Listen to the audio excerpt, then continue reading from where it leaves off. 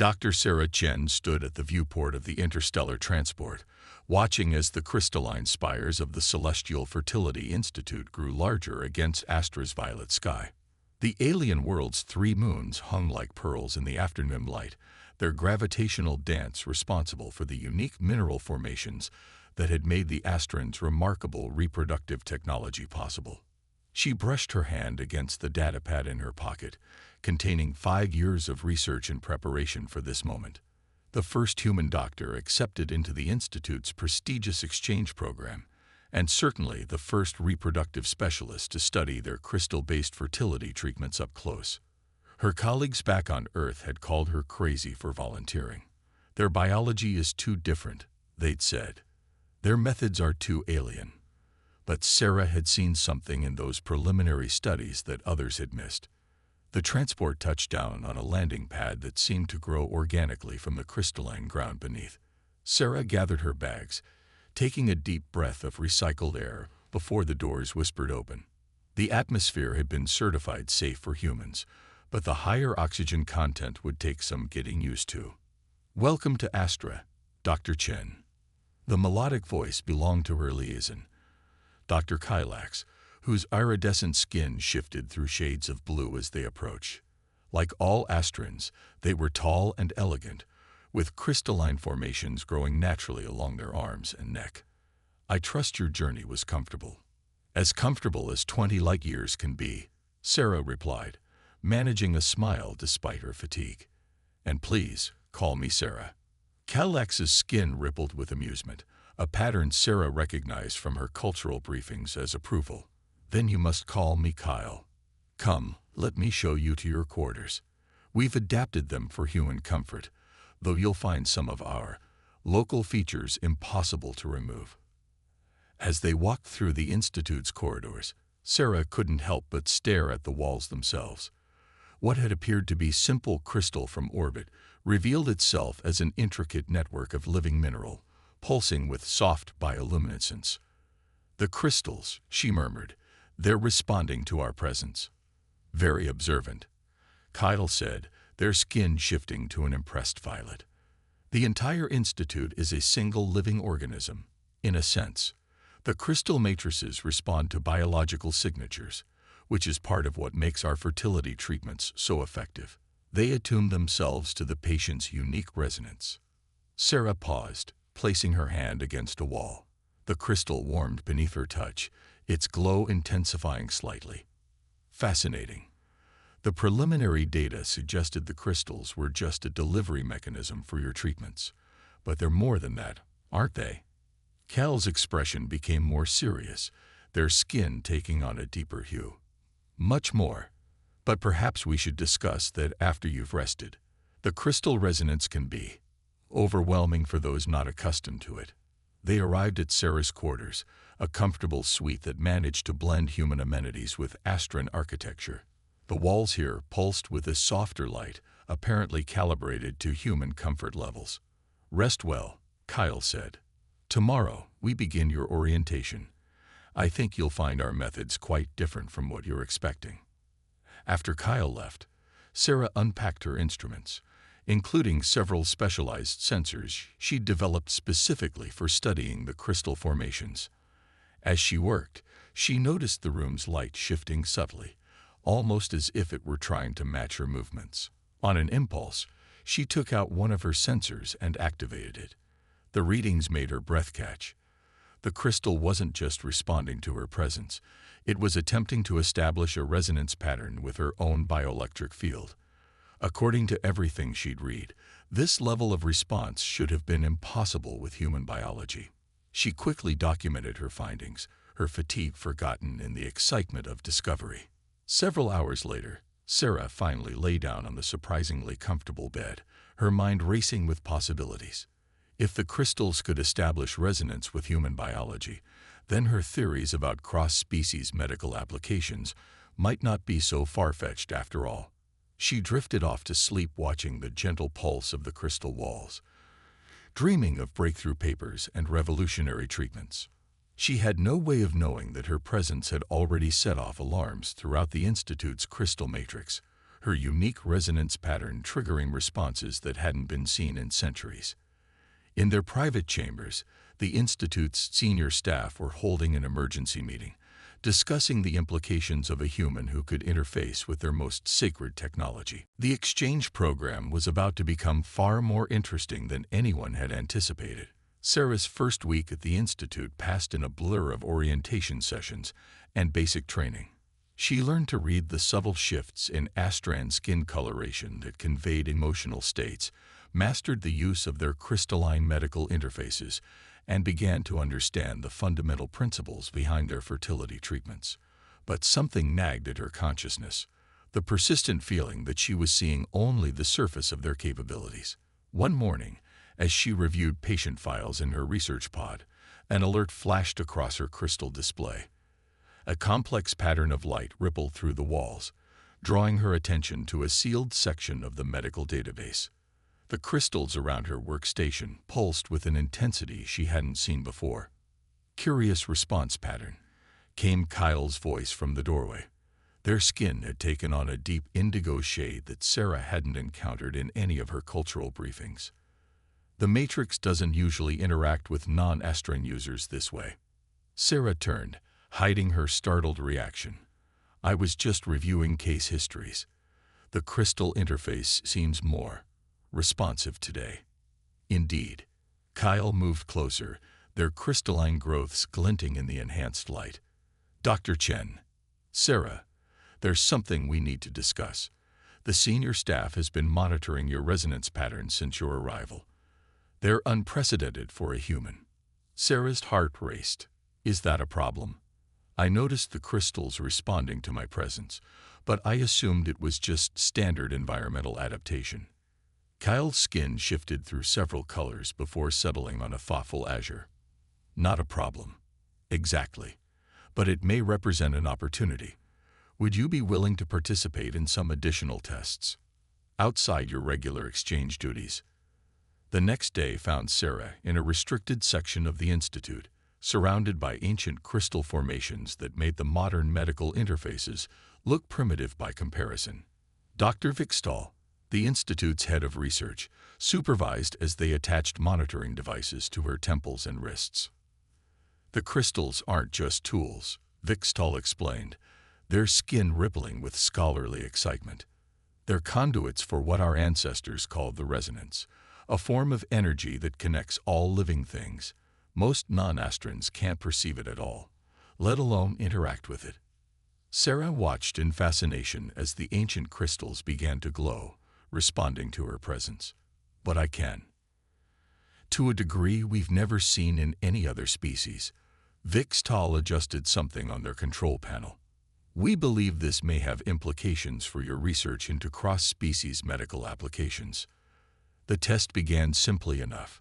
Sarah was asked to focus on different crystal formations, attempting to influence their resonance patterns. Hours passed as she learned to direct her thoughts, to feel the subtle energetic connections between herself and the living mineral matrix. What started as clumsy attempts at interaction became increasingly refined as she began to understand the underlying principles. "Remarkable," Vikstall murmured, reviewing the data. "Your resonance patterns are actually harmonizing with the crystal matrix. In theory, this shouldn't be possible without the biological adaptations our species developed over millennia." Sarah's mind raced with implications. Could this explain why some of your fertility treatments have shown limited success with other species? The resonance connection, or lack thereof, might be the missing factor. An interesting theory. Kyle had been quietly observing from the corner, but it would challenge many of our fundamental assumptions about reproductive medicine. All of our most significant advances came from challenging assumptions, Sarah countered. She pulled up her research notes on her datapad. "Look at these patterns. The crystal responses aren't random. They're attempting to establish a stable harmonic frequency with human biology. If we could understand this process, adapt your treatments to account for different species' resonance patterns." Her voice trailed off as she noticed the intensity of Vikstall and Kyle's skin colors. She'd learned enough about astran emotional signaling to recognize deep concern. And something else. Fear. Such research would be controversial, Vixtel said carefully. Our medical traditions are deeply rooted in astrobiology and cultural practices, suggesting they could be adapted for other species, that the resonance itself might be accessible to outsiders. But if it could help people, Sarah pressed. Think of the possibilities for treating infertility across species barriers. The potential medical applications go far beyond reproduction. The ancient crystals pulsed in harmony with her words, as if lending weight to her argument. Vixtal and Kyle exchanged looks, their skin shifting through complex patterns of communication. We will need to consult with the Institute's council, Kyle finally said. This goes beyond the scope of the exchange program, but their skin brightened slightly. I believe your discovery may be too significant to ignore. As Sarah left the testing chamber that evening, her mind buzzing with possibilities, she didn't notice the subtle changes occurring in the crystal matrices around her.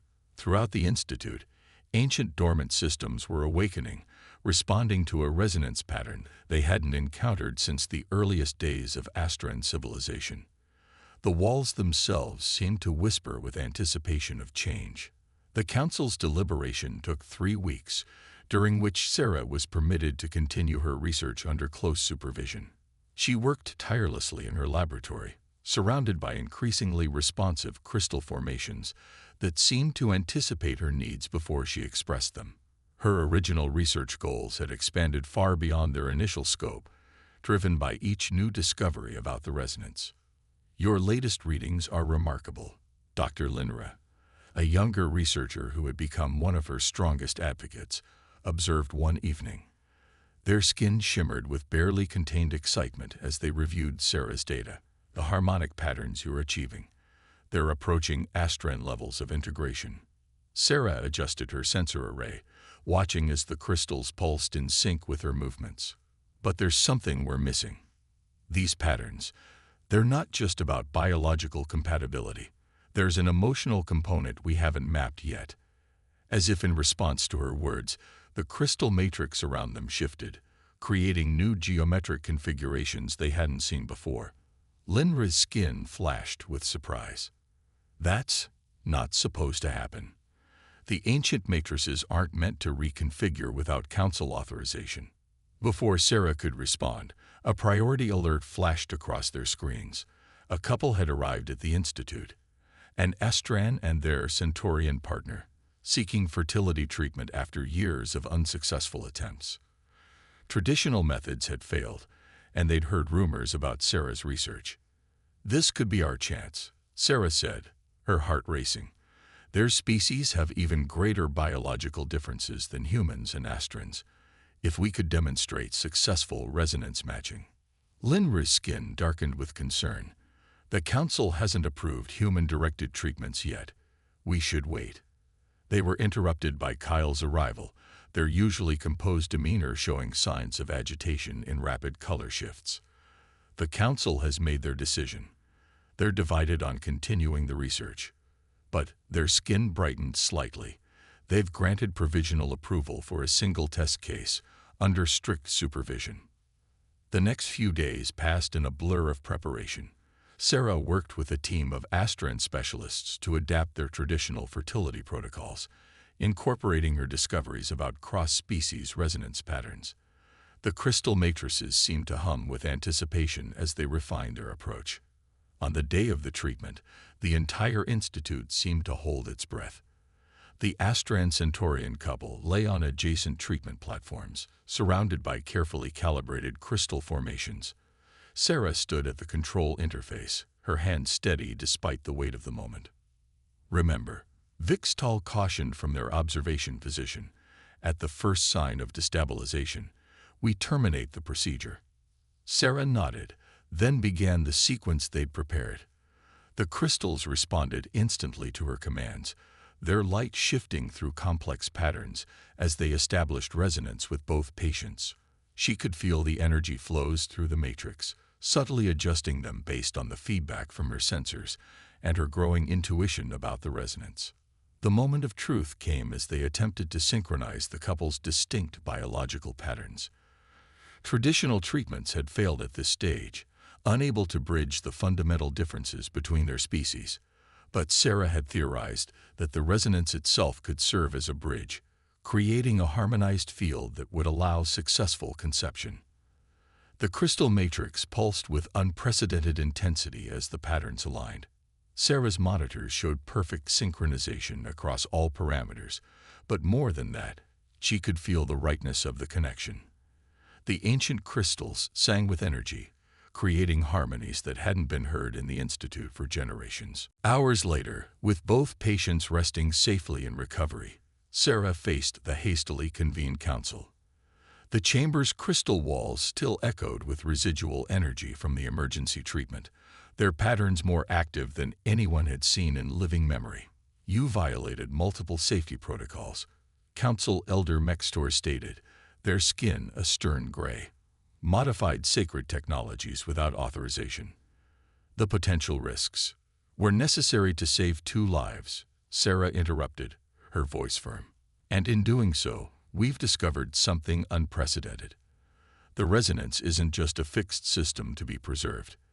It's adaptive, meant to grow and evolve with us." She gestured to the data displays showing the new resonance patterns. "Look at these readings. The crystal matrix isn't just accommodating different species, it's helping us develop entirely new forms of harmonic integration. This could revolutionize not just reproductive medicine, but our entire understanding of cross-species biology."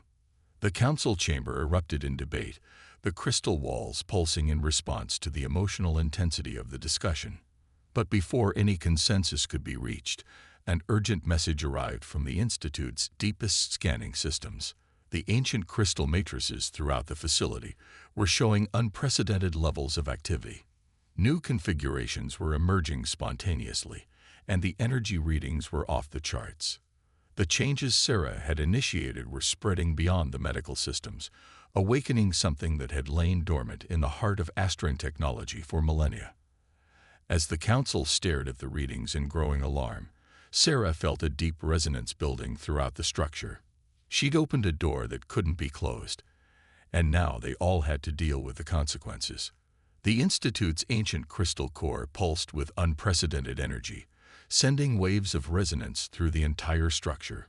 Emergency containment protocols had proven useless, not because they failed, but because the crystal matrix itself seemed to be actively bypassing them. "It's not a malfunction," Sarah insisted, studying the readings in the main control chamber. "The matrix is reconfiguring itself, accessing dormant systems. Look at these patterns. They're not random, they're evolving." The council members watched in a mixture of awe and trepidation as new crystalline formations emerged throughout the facility. Their own biological crystals responded in kind, shifting and changing in ways none had seen before. The ancient texts, Elder Voxna spoke, their skin shimmering with revelation. They speak of a time when the resonance was more dynamic. Before we codified its use into rigid protocols, we assumed those accounts were metaphorical. Sarah moved to a primary interface panel, where the crystals reached out to meet her touch. "Your ancestors didn't just discover the resonance, they were in dialogue with it. The matrix isn't just a tool, it's been waiting for us to remember this." As if in response to her words, the chamber filled with intricate patterns of light, forming complex 3-dimensional models of interwoven resonance fields. The display showed something unprecedented, a map of potential connections between different species' energy patterns, with humans and Astrans merely 2 nodes in a vast network of possibilities. "This changes everything," Kyle said, their skin cycling through colors of amazement. "Our entire approach to medicine, to cross-species interaction, which is precisely why it's dangerous," Council Elder Mextor cut in. "Our society is built on careful control of the resonance. These changes could destabilize centuries of tradition." The crystal matrix surged again, and this time Sarah felt something new, a direct communication from the system itself. Images and concepts flooded her mind. Centuries of accumulated knowledge, waiting to be rediscovered. "Your traditions were meant to preserve the resonance," she said slowly, understanding flowing through her. but not to freeze it in time. The matrix contains records of your ancestors' original vision. They meant for this technology to evolve, to grow as your civilization encountered new species. She gestured to the successful cases they treated, their data now displayed in the crystalline holograms. Every breakthrough we've made aligns with those original principles. We're not destroying your traditions. We're fulfilling their true purpose. A younger council member, their crystalline growths already showing signs of the new configurations, stepped forward. The human speaks truth. I can feel it in the resonance itself. We've become so focused on preservation that we forgot about growth. Hours later, as the exhausted but happy couple rested under observation, Sarah reviewed the preliminary results with the senior staff. The treatment hadn't just worked, it had succeeded beyond their most optimistic projections. The implications are staggering, Vixtal admitted, their skin showing complex patterns of academic excitement, tempered with cautious optimism. If the resonance can indeed bridge such diverse biology, it's not just about fertility treatments anymore, Sarah said quietly, looking at the data scrolling across her screen. This could revolutionize our whole approach to cross-species medicine. The resonance doesn't just connect all living things, it can help them adapt to each other. Kyle, who had been unusually quiet, finally spoke. The council will want to proceed carefully. This success will attract attention, not all of it welcome. There are those who believe the resonance should remain purely within Astran control. As if to emphasize their words, a subtle tremor ran through the crystal matrix. Throughout the Institute, ancient systems continued to awaken, responding to patterns of use they hadn't experienced in millennia. Sarah's breakthrough had done more than prove her theories.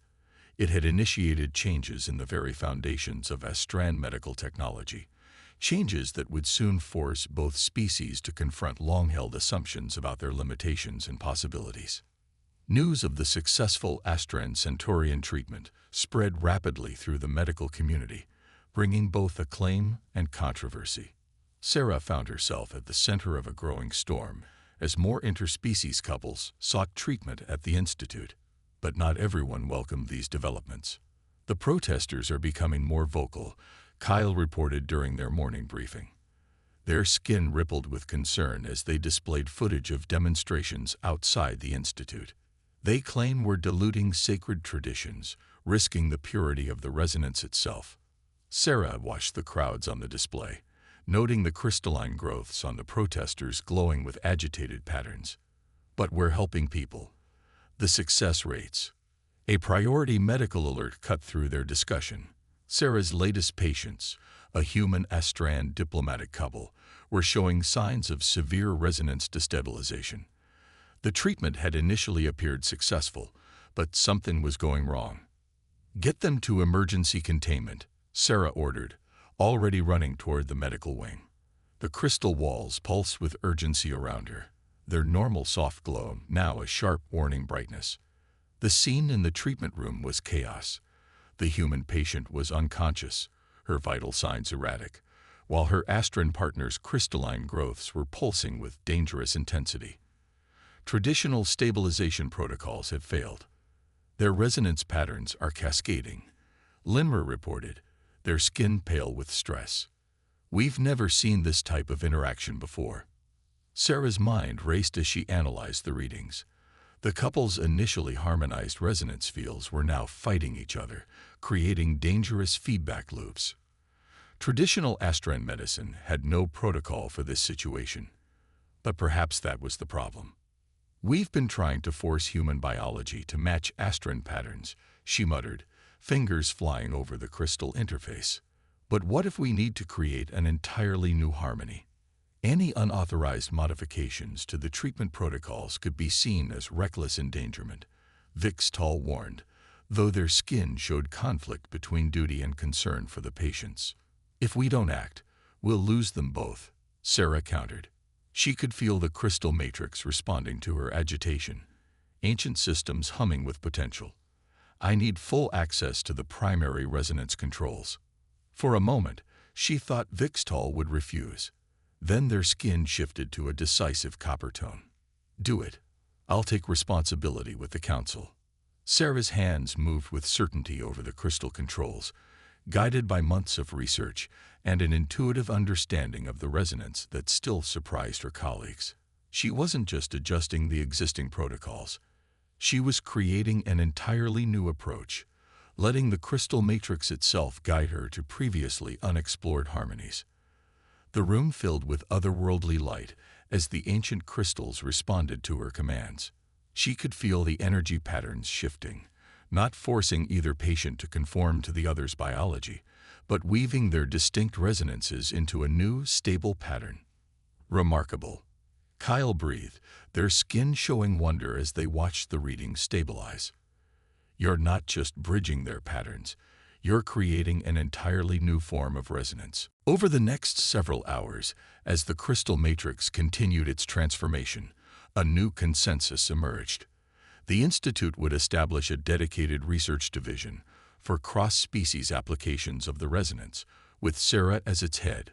More importantly, they would begin a careful process of reintegrating the ancient, dynamic approaches to their technology with their modern understanding. There will be resistance, Kyle warned as they helped Sarah set up her new laboratory. Change never comes easily, especially to a society as traditional as ours. But it does come, Sarah replied, watching as the crystal walls pulsed with newly awakened life. Look at what we've already accomplished.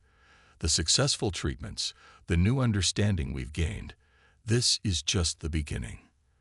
The facility's transformation stabilized over the following weeks, settling into new configurations that merged ancient adaptability with modern precision. Word of the breakthroughs spread throughout the galaxy, drawing medical researchers and patients from dozens of species.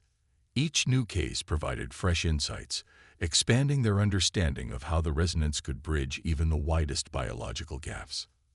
6 months later, Sarah stood in the newly established Interspecies Medical Center, watching as teams of human and Astran doctors worked together, their methods blending the best of both cultures.